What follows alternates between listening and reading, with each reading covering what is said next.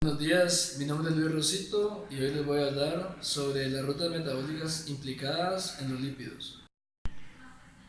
Vamos a empezar con la vía de síntesis de los ácidos grasos. Esta ocurre en el citoplasma y en contraste su oxidación que sucede en la mitocondria. Otra de las diferencias importantes es el uso de los cofactores. Estos son la reducción del FAD y NAD durante la oxidación.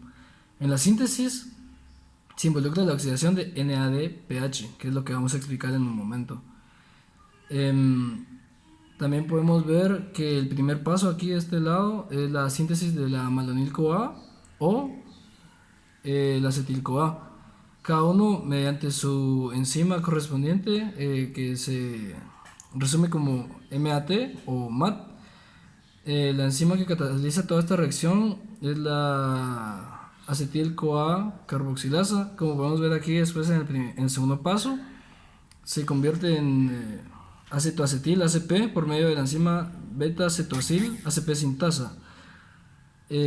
Luego, esto pasa a el paso número 3, en donde se convierte en D-beta hidroxibutiril ACP por medio de una reducción que se encarga la enzima beta-cetoacil ACP reductasa, y como podemos ver aquí, se oxida NADPH a NADP, que es uno de los nucleótidos que mencioné anteriormente. En el siguiente paso, el número 4 se convierte en alfa-beta transbutenoil ACP y sale agua de la reacción, como podemos ver aquí, H2O, catalizado esto por la enzima beta hidroxiacil ACP deshidratasa. En el siguiente paso podemos ver, al igual que en el paso número 3, se vuelve a oxidar NADPH y se convierte en butiril ACP por medio de la enzima enoil ACP reductasa. Aquí podemos ver un ciclo como de retroalimentación, como una flecha que señala al principio del ciclo. Esto va a pasar dependiendo de la longitud del ácido graso que estemos estudiando, porque como podemos ver también hay pares e impares. A esto se refiere también a los que son saturados e insaturados. Entonces, dependiendo del número de carbonos que tenga el ácido graso o de los dobles enlaces, esas veces se va a tener que repetir el ciclo.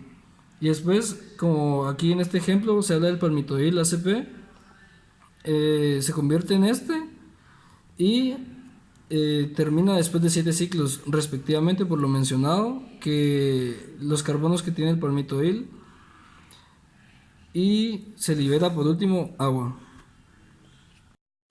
La siguiente vía que vamos a ver es la beta-oxidación. Esta degradación de acil-CoA es a través de 4 reacciones. Como podemos ver aquí, la primera, el acil graso CoA es oxidado. Esta es un proceso de, como ya dije, de 4 reacciones. El primero oxida, el segundo hidrata y el tercero oxida, y de último la teólisis, que es donde se rompe y se separa y quedan 2 productos. Como podemos ver aquí, el ácido graso CoA se convierte en transenoil CoA por medio del acil CoA deshidrogenasa.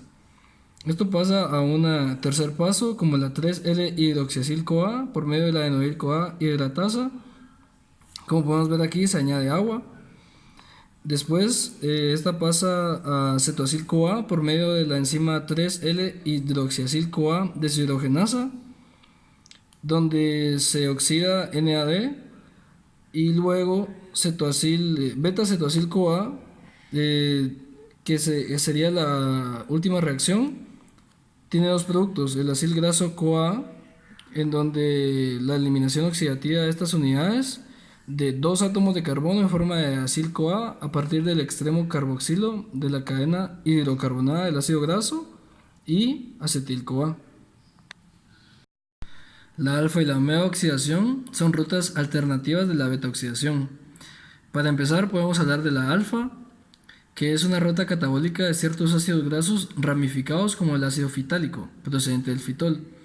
Esta se produce en el carbono alfa, por eso su nombre, y en la enfermedad de Refsum, que es producida por la enzima del ácido fitálico oxidasa que impide la degradación de este mismo y genera su acumulación en las células.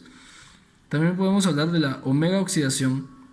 Esta vía metabólica involucra el átomo de carbono más alejado del grupo carboxilo original. Por esto es que se le llama así.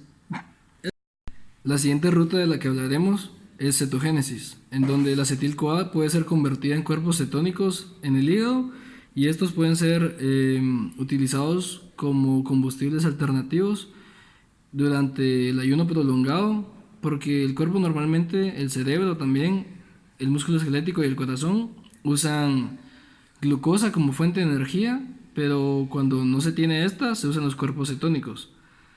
Estos, como primer paso, se podría decir que dos moléculas de acetil-CoA son condensadas en una acetoacetil-CoA mediante la tiolasa. Esta enzima también se puede llamar acetil-CoA acetiltransferasa y se convierte en acetoacetil-CoA. Esto se convierte luego en beta-hidroxibetametilglutadil-CoA, o mejor conocida como HMG-CoA, mediante la enzima HMG-CoA sintasa. Luego, esta pasa a romperse, a dividirse, por así decirlo, y se convierte en acetoacetato y en acetil-CoA por medio de la enzima HMG-CoA liasa. Después de la cetogénesis, el beta-hidroxibutirato y el acetoacetato se dirigen a la sangre y estos después a los tejidos periféricos, como pueden ser el cerebro, el corazón, el riñón, pero en el hígado lo que ocurre es que la cantidad de ATP que produce el acetoacetato es de 23 y podemos ver aquí cómo empieza en la primera reacción el beta-hidroxibutirato en la cetólisis, convirtiéndose en acetato, en donde el NAD se oxida y se convierte en NADH más H mediante la enzima beta-hidroxibutirato deshidrogenasa. Luego, en el acetoacetato, la succinil-CoA actúa como el donador de CoA en este proceso. También puede convertirse en succinato con la síntesis acoplada de GTP. Y en el siguiente paso, en el acetoacetil-CoA, mediante la enzima tiolasa, se convierte en acetil-CoA y terminaría así el proceso de cetólisis. Bueno, y seguimos con la síntesis de colesterol, que como ya sabemos empieza con acetil-CoA. Esta luego se convierte en mevalоnato. Este pasa a ser un isopreno activado que luego se convierte en escualeno y este se convierte en colesterol. Todo es mediado por la enzima HMG-CoA reductasa. Todo este proceso sucede en el citoplasma dentro del hepatocito.